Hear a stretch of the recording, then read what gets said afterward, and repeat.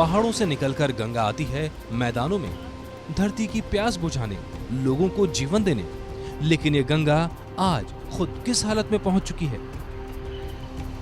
पिछली बार हमारी जांच में सामने आया था कि गंगोत्री के बाद से ही गंगा प्रदूषित होना शुरू हो जाती है।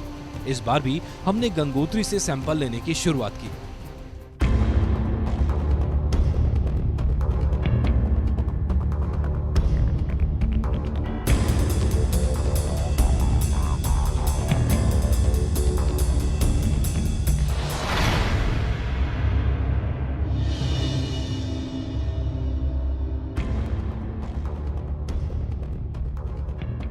तो गंगोत्री में जो हमने गंगा का सैंपल लिया था, वो सैंपल हमने लाल रंग का जो आप देख रहे हैं डिब्बा, इसके अंदर पूरी तरह से पैक कर दिया। इसमें बर्फ़ भी लगा दी है ताकि बैक्टीरिया अगले 24 घंटे तक कम से कम पूरा जिंदा रहें और वास्तव में पानी का क्या स्तर है, पानी का प्रदूषण का क्या स्तर है, उसका हमें पता लग सके। सबसे बड़ी बात है कि अगले 24 घंटे में अब हमें दिल्ली में श्री राम इंस्टीट्यूट की लैब तक पहुँचना ज़रूरी है ताकि इसकी सैंपलिंग जो हम सैंपल लेकर आए हैं उस पर आगे शोध का काम शुरू हो सके। तो हम निकल रहे हैं तेज़ी से।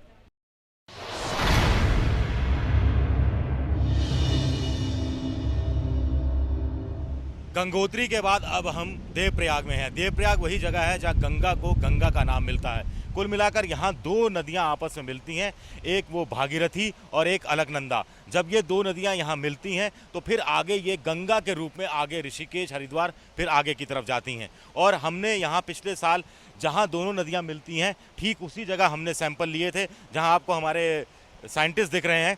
और आज भी हम वहीं पर सैंपल लेंगे और देखेंगे कि पिछले साल के मुकाबले इस बार गंगा यहाँ कितनी मैली हुई है या कितनी साफ सुथरी हुई है या उसका स्तर बदस्तूर वैसा ही है।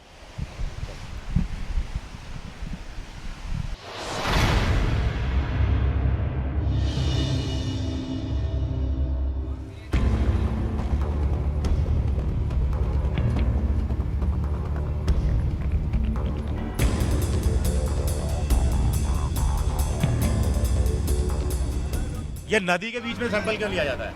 एक्चुअल में जो बेस्ट कलेक्शन पॉइंट है, sample collection point during the lake with sampling, तो वो नदी के बीच में ही बेस्ट सैंपलिंग प्रोसीजर है। That's why we are doing here in the middle of the lake.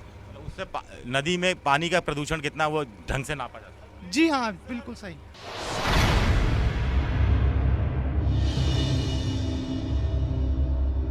Ganga जब पहाड़ों से उतरती है तो हरिद्वार में ही वो मैदानी इलाके में पहुंचती है और हम इस समय हरिद्वार की हर की पीढ़ी पे हैं।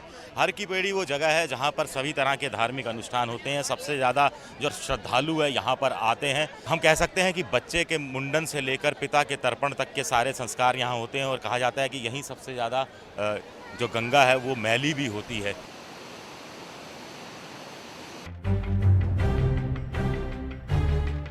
उत्तराखंड में 4 जगहों से सैंपल लिए गए। इसके बाद गंगा पहुंच जाती है उत्तर प्रदेश। यहाँ गंगा के किनारे कई शहर बसे हैं। पिछले साल की रिपोर्ट में भी गंगा में सबसे ज्यादा प्रदूषण उत्तर प्रदेश में ही मिला था और वो भी सबसे ज्यादा कानपुर में।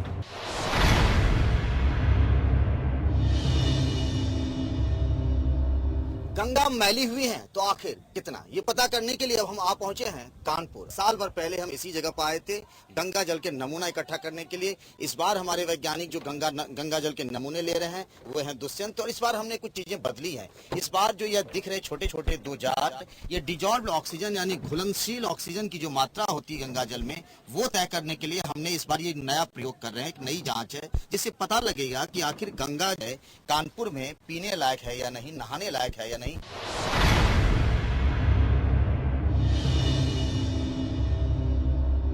कानपुर से चलकर हम आ पहुंचे हैं इलाहाबाद यानी प्रयाग यानी संगम नगरी।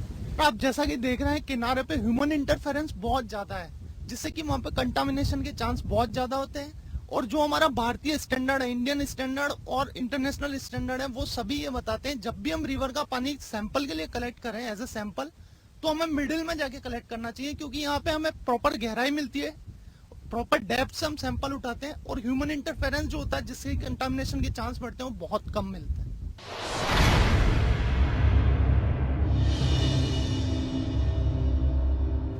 पिछले साल की तरह इस बार भी उत्तर प्रदेश में गंगा के सफर में आखिरी पड़ाव है हमारा वाराणसी यानी बनारस।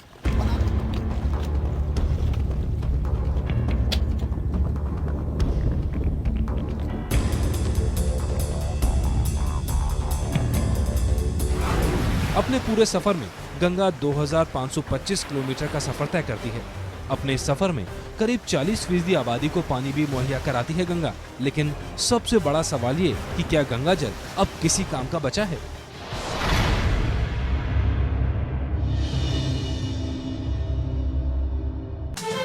बिहार के बाद गंगा पहुंचती है पश्चिम बंगाल में, जहां करीब 520 किलोमीटर का सफर तय करती है। अब हम अपने आखिरी पड़ाव मालदा पहुंच गए हैं और ये जानने की कोशिश करेंगे कि जो पिछली बार हम लोगों ने जो सैंपल लिया था पानी का, उसकी क्या स्थिति है, क्या उसमें कुछ तब्दीली आई है। हमारे साथ सुमंत जो साइंटिस्ट हैं हमारे साथ चल रहे हैं, पटना में भी थे गंगा नदी में और यहाँ भी हैं। अब हम लोग सैंपल करेंगे और ये वक्त काफ़ी इम्पोर्टेंट है क्योंकि ये आखिरी जगह है जहाँ से गंगा देश के बाद दूसरे देश में बांग्लादेश में चली जाती है। हाँ, अभी हम लोग लास्ट ईयर भी मालदा के इसी कोऑर्डिनेट्स पे सैंपल लिए थे और फिर हम लोग की कोशिश है सेम कोऑर्डिनेट्स पे सैंपल लेने की। 9 जगहों से सैंपल लेने का मकसद यही था कि गंगा की सही हालत को समझा जा सके। क्या गंगा जल पिछले साल के बराबर प्रदूषित है? क्या इस बार भी गंगा कैंसर दे रही है? क्या गंगा जल पीने लायक बचा है? ये वो सवाल हैं जिनका जवाब स्टार न्यूज और Shriram institute for industrial research की टीम खोज रही है, इस उम्मीद के साथ कि गंगा जल फिर से अपनी शुद्धता को हासिल कर सकेगा।